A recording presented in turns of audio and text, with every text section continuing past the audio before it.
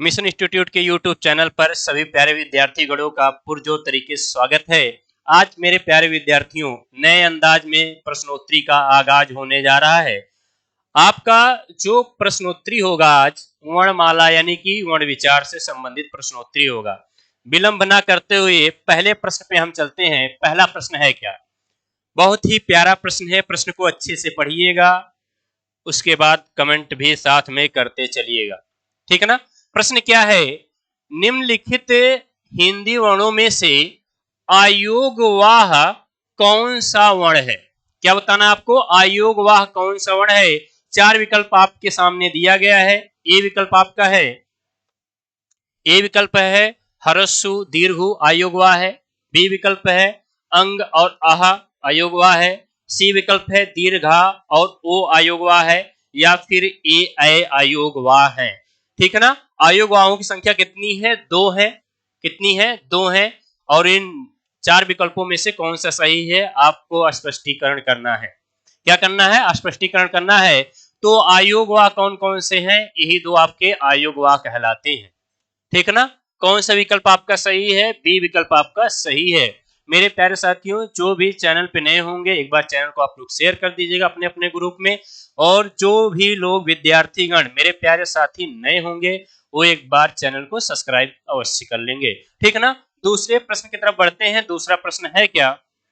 दूसरा प्रश्न है निम्नलिखित वर्णों में कौन सा वर्ण मूर्धन्य नहीं है? नहीं का जवाब देना है, निगेटिव प्रश्न है, ठीक है।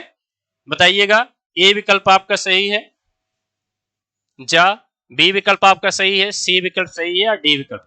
पूछा गया मूर्धन्य नहीं है, ठीक ना। तो यानी कि आपका देखिएगा पहला जो सूत्र हमने ऑफलाइन क्लास में बताया है, अकु विसर्जन नाम कंठ है, इचु ऐसा नाम तालु, ऋतु रसा नाम मूर्धा। ऋतु रसा नाम मूर्धा, ऋतु रसा नाम मूर्धा।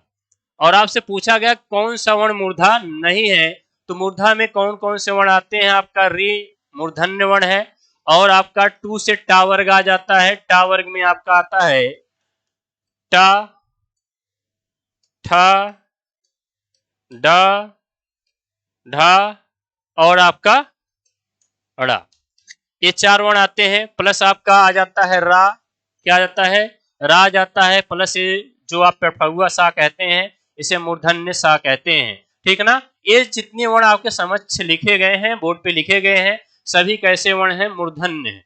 कैसे हैं? मूर्धन्य। रा को मूर्धन्य कहा जाता है, इस वाले सा को मूर्धन्य सा कहते हैं। टावर का टा, ठा, डा, ढा, अड़ा आपका मूर्धन्य कहलाता है। आपका री क्या कहलाता है? मूर्धन्य कहलाता है। और पूछा गया है कौन सा वर्ण ऐसा है जो मूर्धन्य नहीं है। क्या बताना है? मूर्धन्य नहीं है। तो आप देखिएगा, चेक करिएगा कौन कौन सा है। तो आपका ये तो है ही मूर्धन्य, ये होगा नहीं। ये आपका भी मूर्धन्य है, ये भी नहीं होगा। ये भी मूर्धन्य है, ये भी नहीं होगा। तो यानी कि चाहे आपका मूर्धन्य नहीं है तो आपका ए विकल्प सही हो जाएगा। इचु ऐसा नाम तालु, इसका जो सूत्र बनता है, क्या सूत्र बनता है भैया? इचु ऐसा नाम तालु, इचु ऐसा नाम तालु या तालब्य कह सकते हैं। तालु या तालब्य कह सकते हैं। तालु या तालब्य कह सकते हैं। यानी कि यहां से आपका हरस्सी, हरस्सी, दीर्घी और चा वर्ग। क्या भैया? चा वर्ग। चा वर्ग में चा, छा, जा, झा और इया, ठीक ना। चा, छ, जा, झा, इया। और यहां से आपका या आ जाएगा, और यहां से तालब्य सा आ जाएगा। यानी कि इन वर्णों का उच्चारण स्थान क्या है? तालब्य है। यानी कि इन वर्णों का उच्चारण स्थान क्या है? तालु है, या इसे तालब्य आप कह सकते हैं। यानी कि हरस्सी का उच्चारण स्थान क्या है? तालु है। दीर्घी का उच्चारण स्थान क्या है? तालु है। चा वर्ग यानी चा, छ, ज, झ, या उच्चारण स्थान क्या है? तालु है। या का उच्चारण स्थान क्या है? तालु है। ये बड़े वाले सा को हम तालब्य सा कहते हैं। तो आपका देखिएगा जा क्या कहलाता है? जा क्या कहलाता है? जा आपका तालब्य वर्ण है। यह क्या है? तालब्य है या तालु इसका उच्चारण स्थान है। तो आपसे पूछा गया मूर्धन्य नहीं है, तो मूर्धन्य कौन सा नहीं है? ये आपका जा नहीं है। ए विकल्प आपका सही हो जाएगा। उम्मीद है पूरी बातें आपको अच्छे से समझ में आ गई होंगी, स्पष्टीकरण हो चुका होगा, ठीक है ना। आइए आगे बढ़ते हैं, अगले प्रश्न की तरफ बढ़ते हैं। अगला प्रश्न देखिएगा, अगला प्रश्न है क्या? अगला प्रश्न है, अगला प्रश्न है निम्नलिखित में से विवृत स्वर है। निम्नलिखित में से विवृत स्वर है, हमने ऑफलाइन क्लास में आपको अच्छे से पढ़ा रखा है। तो ए आपका विवृत स्वर तो है नहीं, ए भी विवृत स्वर नहीं, ए भी नहीं है, तो विवृत स्वर कौन सा? आपका बी विकल्प सही हो जाएगा। कौन सा विकल्प सही हो जाएगा? विवृत स्वर कौन सा है? आपका अय है। क्या है? अय है, आपका बी विकल्प सही हो जाएगा। आइए अगले प्रश्न पर चलते हैं। अगला प्रश्न है क्या? अगला प्रश्न है निम्नलिखित में पार्श्विक वर्ण कौन सा है? पार्श्विक भी बताइएगा और पार्श्विक वर्ण का उच्चारण स्थान क्या होता है? उच्चारण स्थान भी बताइएगा। क्या बताना है? उच्चारण स्थान भी आपको बताना है। निम्नलिखित में से पार्श्विक वर्ण कौन सा है और पार्श्विक वर्ण का उच्चारण स्थान भी आप बताइएगा। अब इधर देखिएगा, आपका या आपका पार्श्विक वर्ण है, वा आपका पार्श्विक है, रा आपका पार्श्विक है, ला आपका पार्श्विक है। कमेंट करिएगा। 4 विकल्प आपके समक्ष उपस्थित हैं, इन चारों में से कोई एक विकल्प आपका सही जवाब है, यानी सही उत्तर है। देखिएगा, प्रश्न को अच्छे से पढ़िएगा, फिर आप आंसर करिएगा। चलिए इधर देखिएगा, अब यहाँ पे जो आपका पार्श्विक वर्ण कौन सा कहलाता है भैया? ला को हम पार्श्विक वर्ण कहते हैं। क्या कहते हैं? पार्श्विक वर्ण कहते हैं। लितु लसानम दंत है, और ला का उच्चारण स्थान क्या होता है? आपका दंत होता है। क्या होता है? दंत होता है। और आपका डी विकल्प सही है। प्रश्न संख्या 4 में डी विकल्प सही है। सी का देखिएगा, रा को हम प्रकंपित व्यंजन क्या कहते हैं? प्रकंपित। क्या कहते हैं? प्रकंपित व्यंजन कहते हैं, या इसे हम लुंठित व्यंजन भी कहते हैं। प्रकंपित व्यंजन या लुंठित व्यंजन कहते हैं। इधर देखिएगा, ला को हम क्या कहते हैं? पार्श्विक व्यंजन कहते हैं। इनका उच्चारण स्थान क्या है? आपका दंत है। ला का उच्चारण स्थान क्या है? दंत है। लितु लसानाम दंत है। लितु लसानाम दंत है। रा को हम प्रकंपित व्यंजन कहते हैं। क्या कहते हैं? प्रकंपित व्यंजन कहते हैं। प्रकंपित व्यंजन क्या कहते हैं? प्रकंपित व्यंजन कहते हैं रा को, ठीक है ना। और रा को ही हम लुंठित व्यंजन भी कहते हैं। रा का दो नाम है, प्रकंपित व्यंजन और लुंठित व्यंजन है, ठीक है ना। और या और वा क्या कहलाते हैं भैया? अर्ध स्वर कहलाते हैं। ये दोनों क्या कहलाते हैं? आपके अर्ध स्वर कहलाते हैं। अर्ध स्वर कहलाते हैं। क्या कहलाते हैं? अर्ध स्वर कहलाते हैं। आपका डी विकल्प सही है। रा को हम प्रकंपित व्यंजन या लुंठित व्यंजन कहते हैं। ला को हम दंत वर्ण कहते हैं, ठीक ना। और इसे हम पार्श्विक व्यंजन भी कहते हैं। क्या कहते हैं? पार्श्विक व्यंजन भी कहते हैं। प्रश्न संख्या 4 में आपका डी विकल्प सही है। कौन सा है? डी विकल्प आपका सही है। समझ पा रहे होंगे बातों को अच्छे से। अगला प्रश्न देखते हैं। अगला प्रश्न है क्या? ठीक है, अगला देखते हैं। चलिए अगला प्रश्न है निम्नलिखित में से कौन सा अंतस्थ व्यंजन है? क्या है? अंतस्थ व्यंजन है। निम्नलिखित में से कौन सा अंतस्थ व्यंजन है? ठीक है, बताना है। ला आपका अंतस्थ व्यंजन है, पा आपका अंतस्थ व्यंजन है, चा है या टा है। ए बी सी डी 4 विकल्प दिया गया है, इनमें से कोई आपका एक अंतस्थ व्यंजन है, ठीक ना। क्या है? अंतस्थ व्यंजन है। कमेंट करिएगा कौन सा अंतस्थ व्यंजन है, बताने का प्रयास करिएगा। अब यहाँ पे देखिएगा, जो आपका अंतस्थ व्यंजन की संख्या है वो कितनी है? 4 होती है। कौन कौन से होते हैं? या, रा, ला और वा। ये चारों क्या कहलाते हैं? आपके अंतस्थ व्यंजन कहलाते हैं। इनमें से या और वा को हम क्या कहते हैं? अर्ध स्वर कहते हैं। क्या कहते हैं? अर्ध स्वर कहते हैं। क्या कहते हैं? अर्ध स्वर कहते हैं। ला को हम रा को हम क्या कहते हैं? प्रकंपित व्यंजन या लुंठित व्यंजन। क्या कहते हैं? प्रकंपित व्यंजन या फिर लुंठित व्यंजन। रा को क्या कहते हैं? प्रकंपित व्यंजन या लुंठित व्यंजन कहते हैं। और ला को हम क्या कहते हैं? पार्श्विक व्यंजन कहते हैं। क्या कहते हैं? पार्श्विक व्यंजन। किसको? ला को हम क्या कहते हैं? पार्श्विक व्यंजन कहते हैं। और यही 4 आपके क्या है? अंतस्थ व्यंजन है, ठीक है। या, रा, ला और वा। और आपसे पूछा गया है निम्नलिखित में से कौन सा अंतस्थ व्यंजन है, तो आप अच्छे से समझ गए होंगे। ला आपका क्या है? अंतस्थ व्यंजन है। बाकी सब विकल्प क्या है? गलत है। आपका ए विकल्प सही है। प्रश्न संख्या 5 में आपका ए विकल्प सही है। कौन सा है? ए विकल्प आपका सही है। चलिए देख लीजिएगा अच्छे से।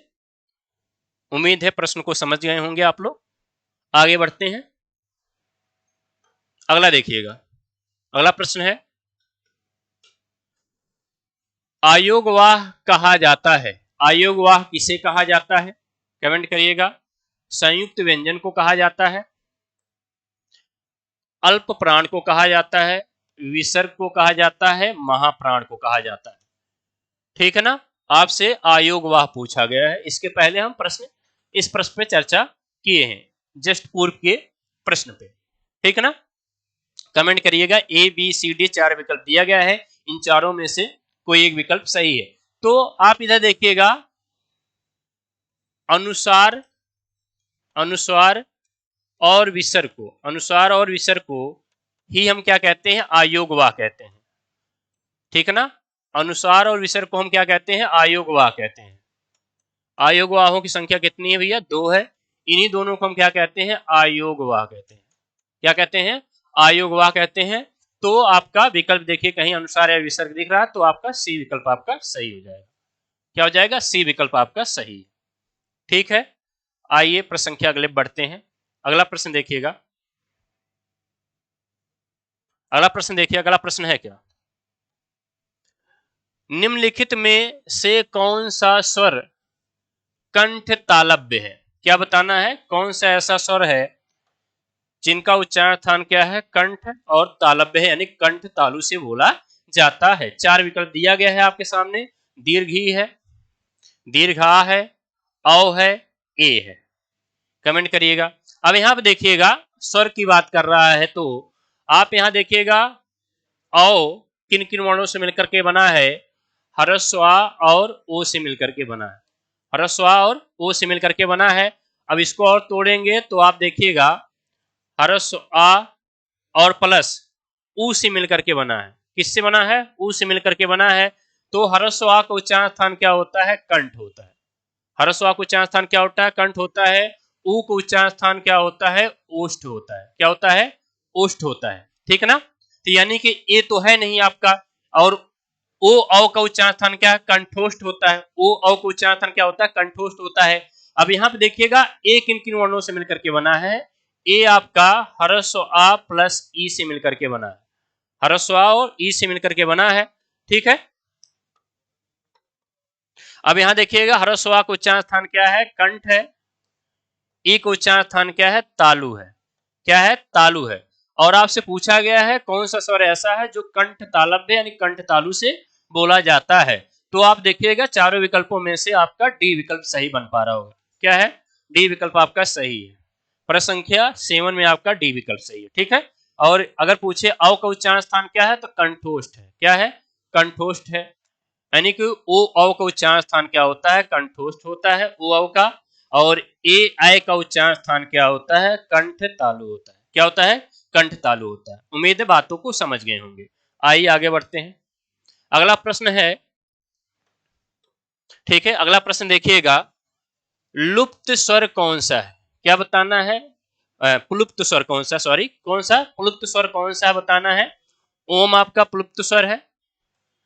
बी विकल्प, सी विकल्प, डी विकल्प। ठीक है ना, देखिएगा, प्लुप्त स्वर आपको बताना है। यानी कि जब मात्राओं के आधार पर स्वरों का वर्गीकरण करेंगे, किसके आधार पर? मात्राओं के आधार पर स्वरों को वर्गीकरण करेंगे। आपका जो पहला स्वर आता है वह ह्रस्व स्वर आता है। क्या आता है? ह्रस्व स्वर। और दूसरा जो आता है वह आता है दीर्घ स्वर। क्या आता है? दीर्घ स्वर आता है। और तीसरा आपका आता है कौन सा? प्लुप्त स्वर। क्या आता है? प्लुप्त स्वर आता है। यानी कि जिन वर्णों को बोलते समय एक मात्रिक का समय लगता है, एक मात्रिक का समय लगता है।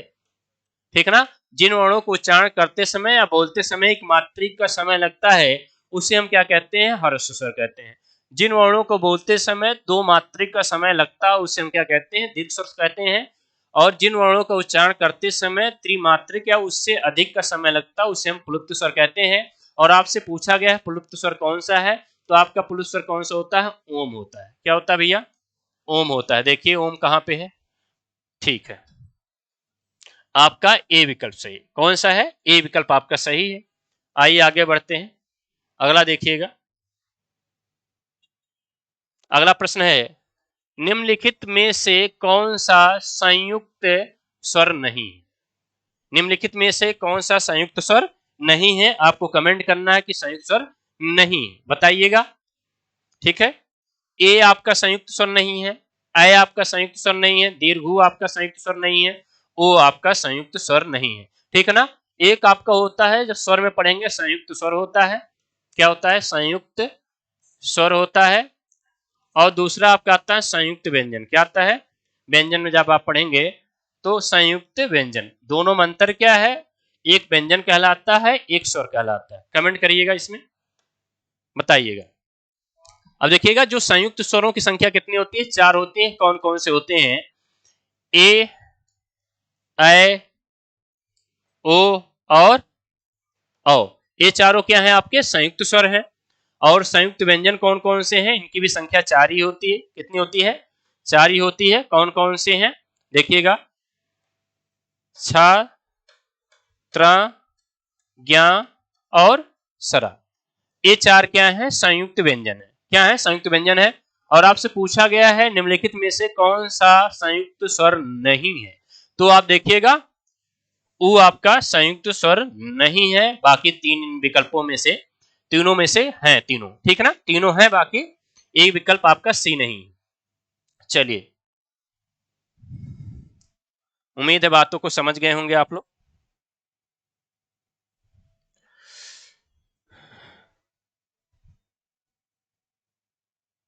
चलिए अगले प्रश्न पे चलते हैं। अगला प्रश्न देखिएगा। अगला प्रश्न है क्या? अगला प्रश्न है,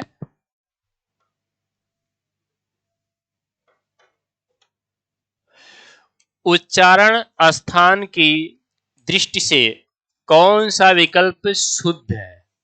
क्या बताना है? शुद्ध का आपको जवाब देना है। ठीक है ना। यानी कि इस सा का, यानी कि छोटे वाले सा जिसे कहते हैं, इसे दंत सा कहा जाता है, इसको कंठ कहा जाता है। ये मूर्धन्य सा को तालव्य कहा जाता है, इसको मूर्धन्य सा कहा जाता है। 4 विकल्प दिया गया है। चा को कंठ कहा जाता है, और जिसको आप खट्टी सा कहते हैं, पेड़फुआ सा कहते हैं, इसे तालव्य कहा जाता है। जिसे आप बड़ा वाला सा कहते हैं, उसे मूर्धन्य कहा जाता है। छोटे वाले सा को दंत कहा जाता है। और एक ही विकल्प आपका शुद्ध है। 4 विकल्प दिए गए, इन चारों में से एक ही आपका जवाब सही होना चाहिए। अब इन सा, पहले हम तीनों सा के बातों को समझते हैं। तीनों सा का उच्चारण स्थान क्या है? इस सा का उच्चारण स्थान दंत होता है। क्या होता है? दंत होता है। इस सा का उच्चारण स्थान ऋतुड़ा मूर्धा होता है। क्या होता है? ऋतुड़ा नाम मूर्धा होता है। इस सा का उच्चारण स्थान आपका होता है क्या? तालव्य होता है या तालु होता है। तालव्य या तालु होता है। और इचु ऐसा नाम तालु। और चा का उच्चारण, चावर का उच्चारण स्थान पूरा क्या होता है? चावर का उच्चारण स्थान क्या होता है भैया? चावर का उच्चारण स्थान क्या होता है? इचु ऐसा नाम तालु, पूरा तालु होते हैं। क्या भैया? चावर का उच्चारण स्थान क्या होता है? तालु होता है। च, छ, ज, झ, ठीक है ना, तालु होता है। अब पूछा गया है कि कौन सा शुद्ध है, तो यहां देख लीजिए, मिला लीजिए, जो शुद्ध होगा वो अपने आप दिख रहा होगा आपको। तो इस सा का उच्चारण स्थान क्या है? दंत है, तो आपको ये दंत है। ठीक है, यही आपका शुद्ध है, बाकी कोई शुद्ध नहीं है। ठीक है ना। अब बाकी ये चीजें देख लीजिए आप। चलिए, बातें स्पष्ट हो रही होंगी। आइए आगे बढ़ते हैं। अगला प्रश्न देखिएगा। अगला प्रश्न है, निम्नलिखित में से कौन सा वर्ण दंत नहीं है? क्या बताना है? निम्नलिखित में से कौन सा वर्ण ऐसा है जो दंत नहीं है? तो यानी कि आपका ता दंत नहीं है, दा दंत नहीं है, ला दंत नहीं है, या दंत नहीं है। 4 विकल्प दिया गया है, इन चारों में से कोई एक दंत नहीं है। तो यहां समझिएगा, दंत होते कौन कौन से हैं? लितु लसा नाम दंत या दंता, दंत या दंता, लितु लसा नाम दंत या दंता। अब यहाँ पे देखिएगा, लरी का उच्चारण था, क्योंकि लरी जो आपका होता है हिंदी में नहीं चलता, कहाँ चलता है? संस्कृत में चलता है। ठीक है ना। तो लरी का उच्चारण स्थान क्या है? दंत है। और फिर देखिएगा ता वर्ग, क्या भैया? ता वर्ग का उच्चारण स्थान क्या है? ता, थ, द, ध और न। त, थ, द, ध, न। इनका उच्चारण स्थान क्या है? दंत है। और इधर देखिएगा ला का उच्चारण स्थान क्या है? दंत है। और इस छोटे वाले सा का उच्चारण स्थान क्या है? दंत है। ठीक है ना? इन सभी का उच्चारण स्थान क्या है भैया? दंत है। और पूछा गया दंत नहीं है। अब यहाँ पे देखिएगा ला आपका मिल रहा है तो ला तो विकल्प होगा नहीं। ठीक है, ला आपका मिल रहा तो ला विकल्प होगा ही नहीं। ठीक है, उसके बाद इधर देखिएगा ता आपका मिल रहा है, दा आपका मिल रहा है, ये दोनों होंगे ही नहीं। ठीक है, आपका यही डी विकल्प आपका सही हो जाएगा ना। ठीक है ना, डी विकल्प सही हो जाएगा। चलिए आगे बढ़ते हैं।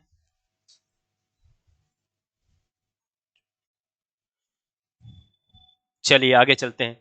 अब कमेंट करिएगा या का उच्चारण स्थान क्या है? इसका उच्चारण स्थान आप लोग बताइएगा।